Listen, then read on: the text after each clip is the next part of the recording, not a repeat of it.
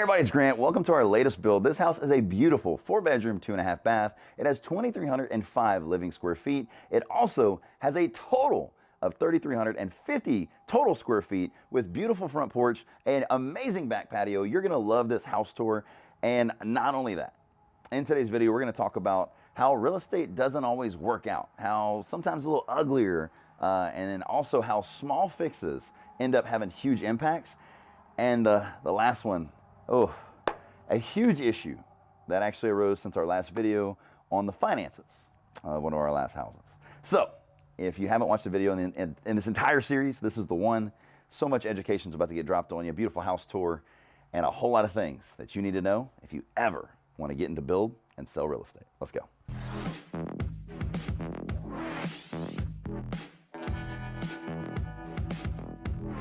So the first thing that I want to draw your attention to is this beautiful white front porch. They, as in my contractors, had painted this house a ugly brown. Let's just say it was gray and it was brown and it was tan and it was terrible. And I told them, I said, hey, look, I have been with you on so many choices.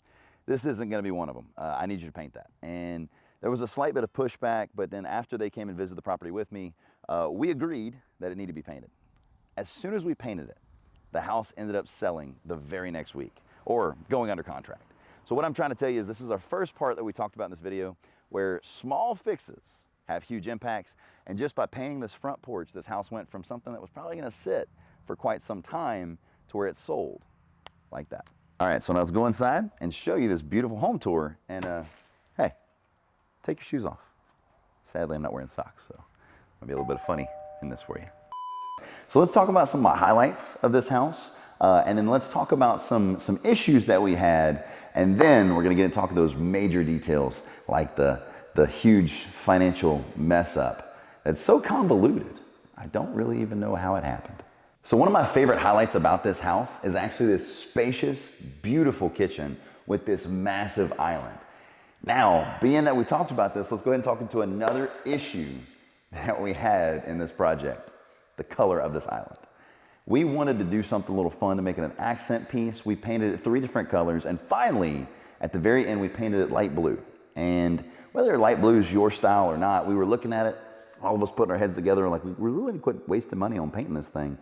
And it makes you kind of think, should I not try to put that extra bit of personality to this project? And truth be told, it's kind of up to you, because by trying to go out of the box, you can cost yourself time and money.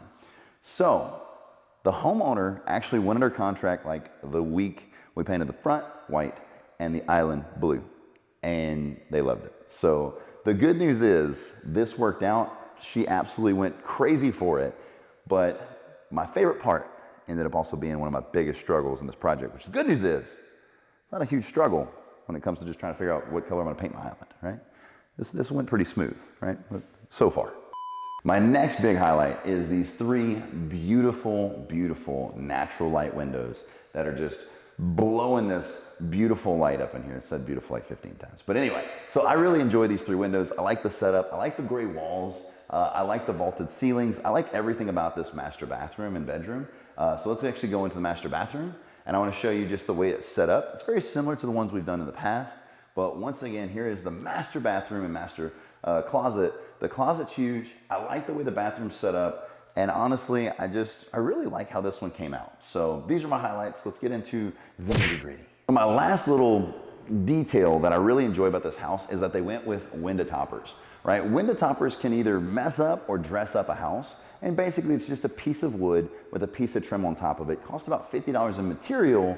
And depending on labor, it just kind of depends on who you're working with and if they think they're Picasso or not. But all in all, it's a very inexpensive way that does add up pretty quick to making this house look really, really nice. So I really enjoyed that they did that. You don't see that as much these days, and I've always been a fan. So next, we're gonna talk about probably one of my biggest, silliest mistakes ever in real estate. This was on our last build, and we basically lost $9,000 of profit. There's a lot of things that I am starting to clean up, and I've learned. This project's all been about learning, about personal growth, about sharing all of these things that I'm learning with you guys. And I'm spending millions of dollars to build these houses, and they're selling, and everything's going great for the most part. But at the same time, It's all about trying to learn that little bit more. How do we make more profit without sacrificing what we're trying to give to our clients? And so this is what you can't have. So basically, as many of you know, I still let my ex-fiance list these houses, and I'm not trying to put any blame anywhere.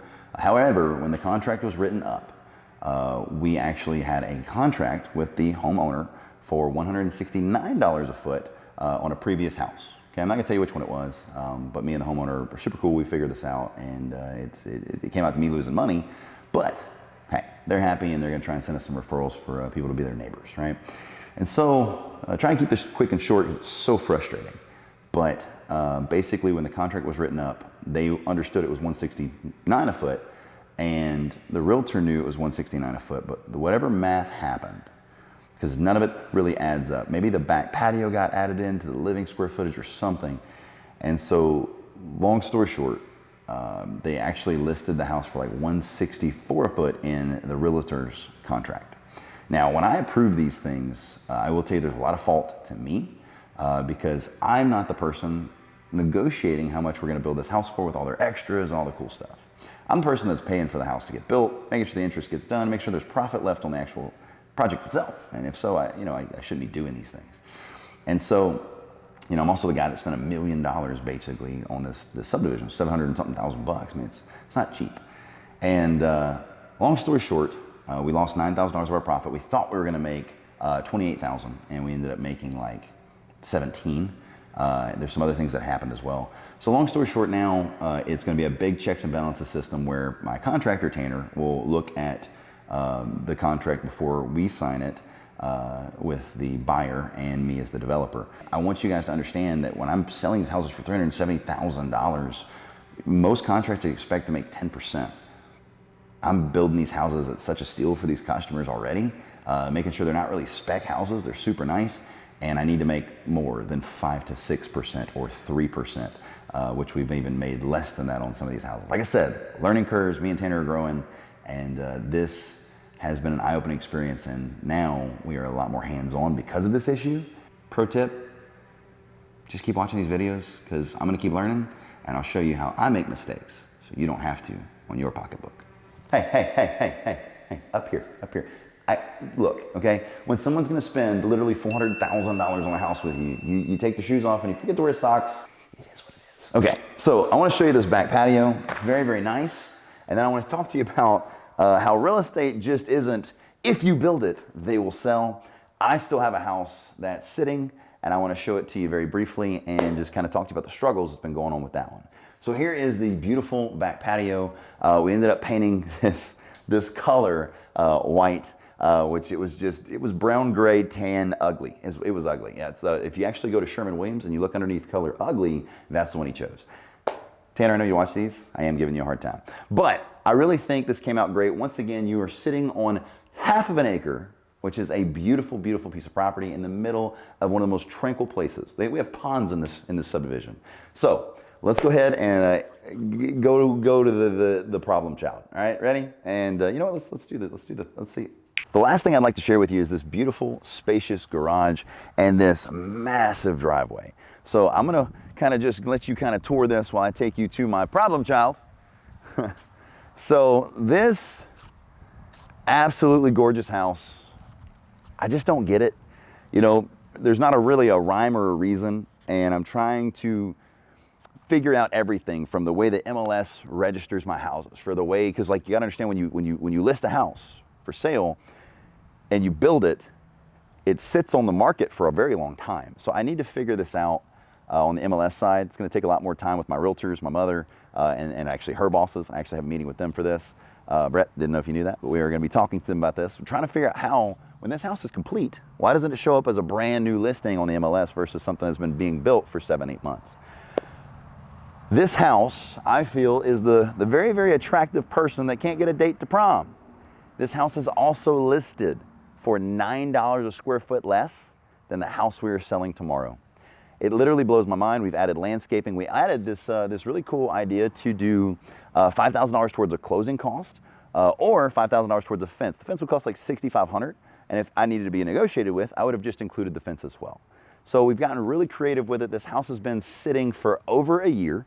I I don't know why. I would personally live in that house. I absolutely love it. And just all in all, mega frustrating. And is it my previous agent that still is the listing agent? Is that the reason it's not listing? I mean, is that the reason it's not selling? Just maybe there's not like an urgency there. And I would tell you this, if you don't have as convoluted a relationship as I do with my previous listing agent, where you just don't want to have that beef, you want to make sure it's not an issue. We're going to have a lot of meetings with the real estate agents.